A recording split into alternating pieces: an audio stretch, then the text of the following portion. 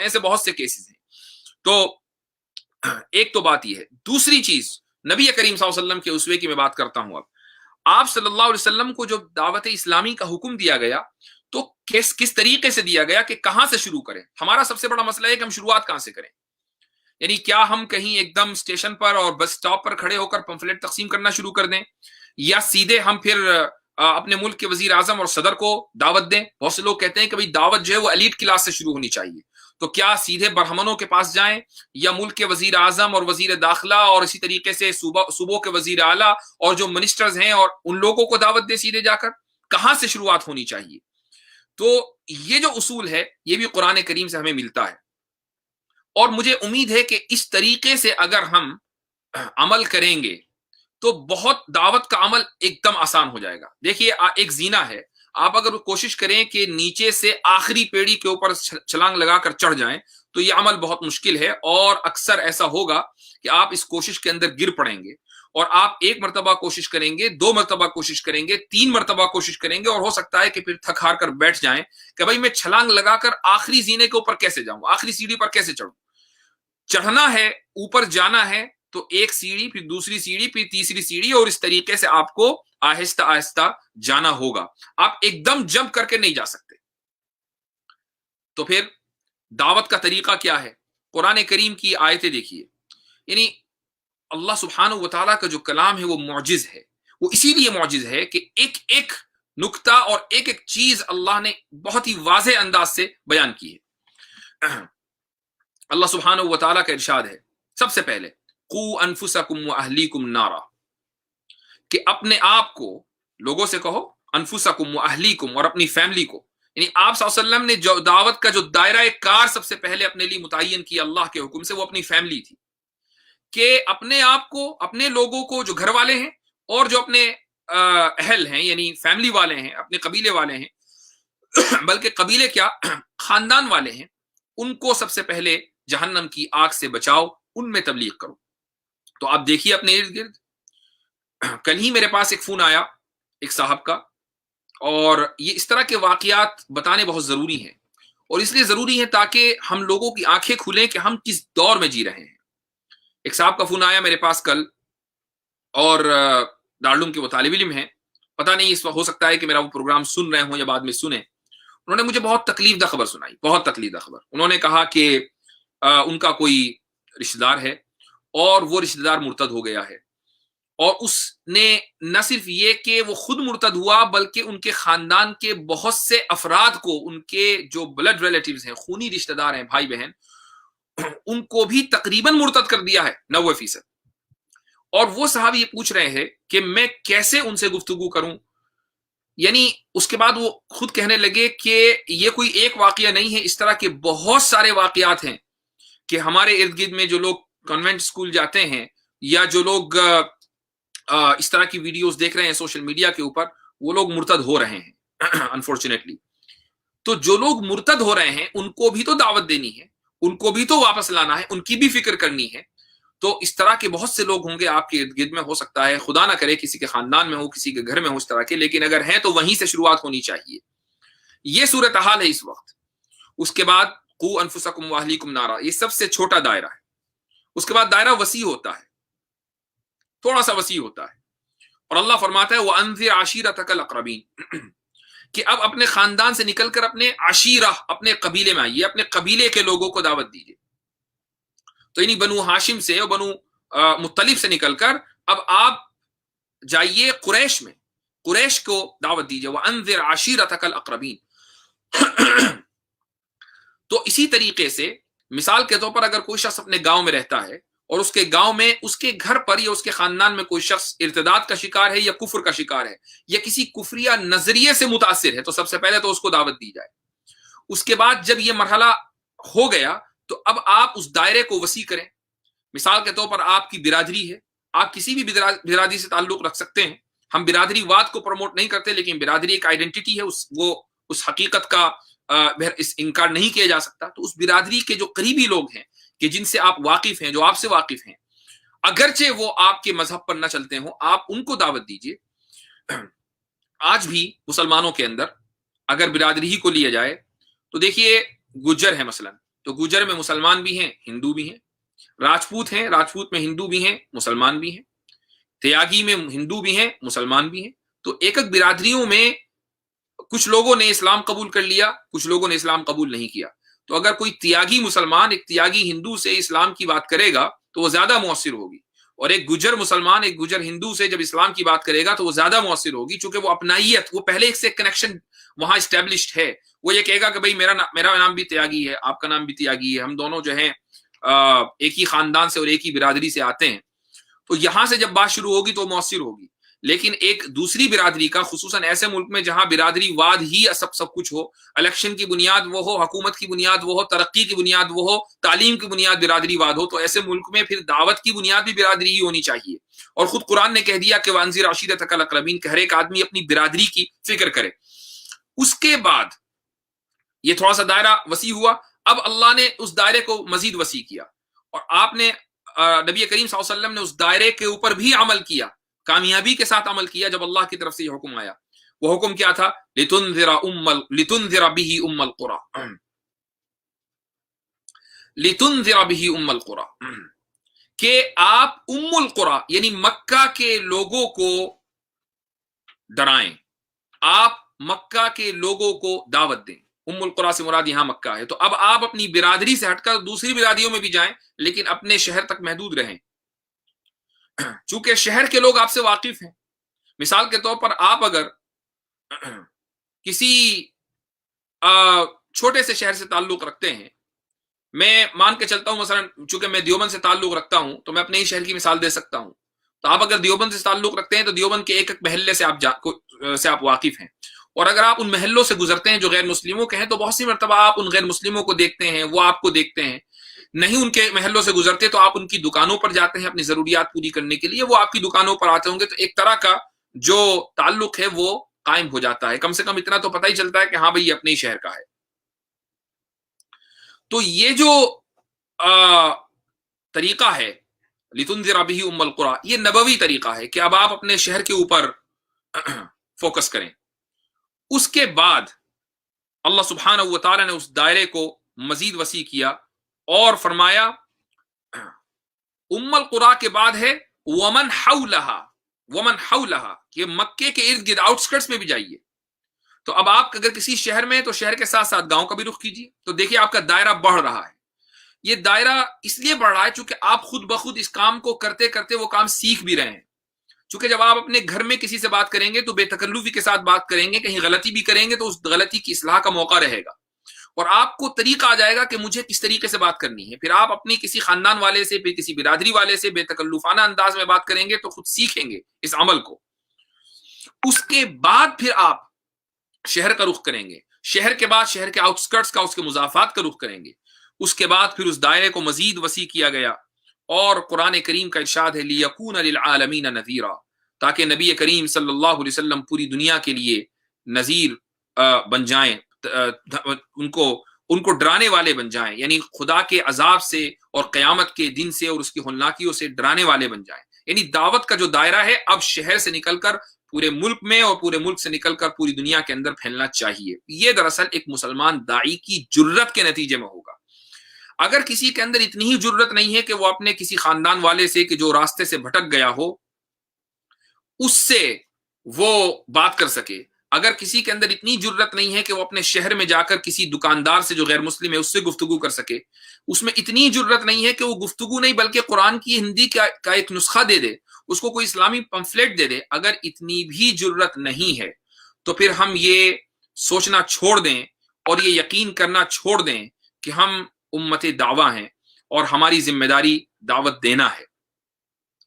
तो गुफ्तगू को बहुत लंबा नहीं करना, यूं तो ये गुफ्तगू बहुत लंबी चलती रहेगी। ये 2-4 पॉइंट्स मैंने आपको जो बताए हैं ये जहन में रखिए। और उसके बाद एक और चीज, आपको जो भी जब दावत के मैदान में आप जाएंगे और आप सड़क पर निकलेंगे, आप किसी से गुफ्तगू करेंगे, खुसूसन आज के दौर में, तो पहले से आपको ये मालूम होना चाहिए कि वो क्या सवालात हैं जो सामने वाला मुझसे कर सकता है, वो जवाबात आपके पास तैयार रहने चाहिए। मैं 2-4 सवाल आपको बताता हूं, उसके जवाब आपके पास तैयार रहने चाहिए। जवाब देना मकसद नहीं है, सिर्फ सवाल आपके जहन में हो, उसके जवाब तलाश कीजिए और उसके बाद फिर इस मैदान में उतरिए, उसके बगैर इस मैदान में मत उतरिए। पहला सवाल मसलन एक गैर मुस्लिम अगर आम इंसान है, वो ये कर सकता है कि भाई मुझे अल्लाह का तारुफ कराओ कि अल्लाह कौन है। तो अल्लाह का तारुफ, मुकम्मल तारुफ आपके जहन में होना चाहिए। और अगर आप उस गैर मुस्लिम की अपनी किताबों से खुदा का, अल्लाह का तारुफ करा दें, तो उससे बेहतर कोई दूसरी बात नहीं हो सकती। लिहाजा उसकी किताबों के ऊपर इतनी नजर होनी चाहिए कि आप उसकी किताबों से अपने खुदा का, चूंकि खुदा तो सबका है और खुदा वही है, वो तो उन किताबों के अंदर डिस्टोर्शन और तहरीफ कर दी गई है, तो उन किताबों से, वेदों से, या जो मुख्तलिफ और किताबें हैं आपका, अगर मुकाबिल ईसाई है तो बाइबल से या तौरात से, वहां से आप निकाल कर बताएं कि खुदा कौन है, उसका तारुफ कराइए। पहला सवाल यही होने वाला है। दूसरा सवाल नबी करीम सल्लल्लाहु अलैहि वसल्लम के बारे में होने वाला है कि आप सल्लल्लाहु अलैहि वसल्लम क्यों अल्लाह के रसूल हैं, वही क्यों हैं और वो आखिरी रसूल क्यों हैं। और उनमें जो सबसे बड़ा सवाल आपसे होगा वो हजरत आयशा रदी अल्लाह अन्हा और नबी करीम सल्लल्लाहु अलैहि वसल्लम के निकाह के ताल्लुक से होगा, जिसका जवाब आपको इस तरीके से देना है कि आप माजरत खाना रवैया इख्तियार न करें और आप साथ में गुस्से में ना आ जाएं। क्योंकि जब आप दावत देते हैं और सामने वाले के एतराज पर अगर आप गुस्से में आ जाएं तो आप अपनी दावत की असर अंगेजी को वहीं खत्म कर देंगे, दावा उसी वक्त खत्म हो जाएगी, उसका प्रोसेस वहीं रुक जाएगा। गुस्सा आया और रिजल्ट खत्म।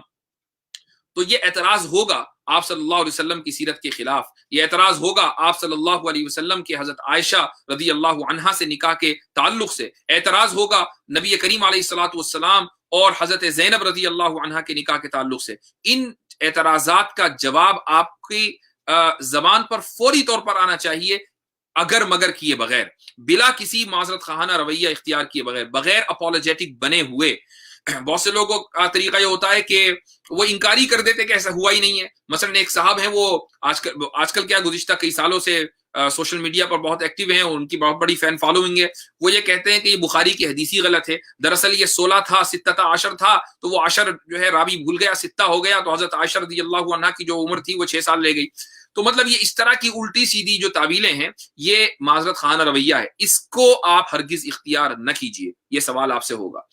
उसके बाद अगर सामने वाला पढ़ा लिखा है, थोड़ा सा पढ़ा लिखा है, स्कूल गया है, कॉलेज गया है और वो सोशल मीडिया पर एक्टिव है, सोशल मीडिया की वीडियोस वगैरह देखता रहता है, तो वो आपसे ये जरूर सवाल करेगा कि हजरत आदम अलैहिस्सलातु वस्सलाम को साबित करो। क्योंकि वो इर्तिका के, एवोल्यूशन के ऊपर यकीन रखने वाला होगा, वो एवोल्यूशनिस्ट होगा और आप क्रिएशनिस्ट हैं, यानी आप इस बात के दाई हैं और इस बात के ऊपर ईमान रखने वाले हैं कि ये दुनिया बनी है और एक हुक्म से बनी है, हजरत आदम को भेजा गया और हजरत आदम की हम औलाद हैं, हमारा इस पर यकीन है। लेकिन सामने वाला एवोल्यूशन के ऊपर यकीन रखेगा और उसके पास साइंटिफिक दलाइल होंगे, तो किस तरीके से आप साइंटिफिकली उसको गलत साबित करेंगे और कैसे आप ये कहेंगे कि क्रिएशनिस्ट का जो नजरिया है वही दुरुस्त है और एवोल्यूशनिस्ट का जो नजरिया है वो गलत है, वो दुरुस्त नहीं है। तो और क्रिएशनिस्ट बिल्कुल दुरुस्त है। तो कैसे आप साइंसी बुनियादों पर ये साबित करेंगे, ये सवाल भी आपसे पूछा जाएगा, ये सवाल आपके जहन में रहना चाहिए। ये जो मैं बातें आपसे कह रहा हूं, ये तजुर्बाती बुनियाद पर कह रहा हूं। यानी जब भी आप दावे की लाइन में निकलते हैं तो पहला, अगर सामने वाला पढ़ा लिखा है तो उसको यही सवाल करना है। और उसकी वजह यह है कि क्रिश्चियनिटी ने एवोल्यूशन के सामने हथियार डाल दिए हैं, जुडिज्म ने एवोल्यूशन के सामने हथियार डाल दिए हैं, और हिंदुओं का तो कोई मतलब ही नहीं है, उनके यहाँ तो कोई हथियार चाहे जिसके सामने डाल दो। भाई जब वो अपना सर किसी भी चीज के सामने डाल सकते हैं तो हथियार भी किसी के सामने, बल्कि हथियार के सामने अपना सर डाल देते हैं, उनके यहाँ तो मसला ये है। तो इसलिए वो अगर एवोल्यूशन के सामने हथियार डालते हैं तो कोई बड़ी बात नहीं है। लेकिन इस्लाम और मुसलमान वो कौम है और इस्लाम वो मजहब है कि जिसने एवोल्यूशन के सामने हथियार नहीं डाले हैं और न इस्लाम डालेगा। हाँ, कुछ मुसलमान अपने मुआजरत खाना रवैये की वजह से, मैं ये लफ्ज बार बार इस्तेमाल करता हूं ताकि आपके जहन में ये फिट हो जाए और कभी आप इसको ना भूलें, अपने मुआजरत खाना रवैये की वजह से कुछ लोग, कुछ मुसलमान एवोल्यूशनिस्ट बन चुके हैं, लेकिन इससे कोई फर्क नहीं पड़ता। मुसलमानों की अक्सरियत एवोल्यूशनिस्ट नहीं है। तो एवोल्यूशन के बारे में आपसे सवाल होगा, आपको उसका जवाब तैयार रखना है। इसी तरीके से अगर आपका मुखातब मुशरिक है तो ये साबित करे, वो कहेगा कि ठीक है, लेकिन खुदा के एक होने को, खुदा के वाहिद होने को, खुदा की वहदानियत को तुम साइंटिफिक बुनियाद पर साबित करो, अकली बुनियाद पर साबित करो। तो ये जरूरी है कि आप अकली दलाइल से, नकली दलाइल से इन चीजों को साबित करें, चूंकि ये मुकालमा और ये गुफ्तगू होगी। जैसे ही आप कुरान की कॉपी देंगे, जैसे ही आप इस्लामी पंफलेट देंगे, तो ये गुफ्तगू बहरहाल होनी है। और इस गुफ्तगू का ये जो जवाबात हैं ये आपके जहन में तैयार रहने चाहिए, तभी आपकी दावत मुअस्सिर हो सकती है। चूंकि ये गुफ्तगू अंबिया से हुई है। जब दावत दी तो नमरूद ने ऐलान किया कि मैं खुदा हूं, देखो मैंने एक दो गुलामों को बुलाया, एक को मार दिया, एक को जिंदा रखा, इसका मतलब ये है कि मैं जिंदगी देता हूं और मैं मौत देता हूं। तो उसने एक दलील दी, चाहे वो बोगस दलील थी, लेकिन दलील दी। तो ये मुकालमा होना है, मुनाजरा होना है गैर मुस्लिमों के साथ। उसको मुनाजरा न कहकर मुकालमा कहिए, मुकालमा होगा, गुफ्तगू होगी, उस गुफ्तगू में आपके पास दलाइल मजबूत होने चाहिए। लिहाजा वो लोग दावत की फील्ड में न लगे कि जो दलाइल से मुजय्यन न हो। दलाइल से अपने आप को मुजय्यन कर लीजिए। और ये कोई बहुत बड़ी फील्ड नहीं है कि जिसमें आपको 1 साल या 4 साल लगाने हैं।